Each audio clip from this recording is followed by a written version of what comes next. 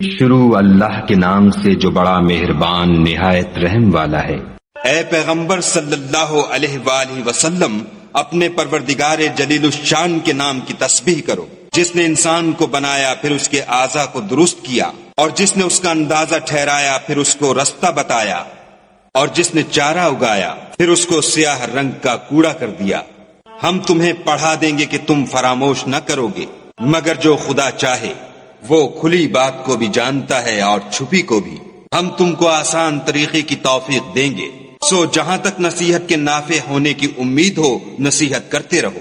جو خوف رکھتا ہے وہ تو نصیحت پکڑے گا، اور بے خوف بدبخت پہلو تہی کرے گا۔ جو قیامت کو بڑی تیز آگ میں داخل ہوگا، پھر وہاں نہ مرے گا نہ جیے گا۔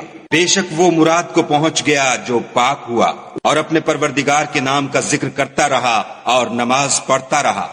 مگر تم لوگ تو دنیا کی زندگی کو اختیار کرتے ہو، حالانکہ آخرت بہت بہتر اور پائندہ تر ہے۔ یہی بات پہلے صحیفوں میں مرقوم ہے، یعنی ابراہیم اور موسیٰ کے صحیفوں میں۔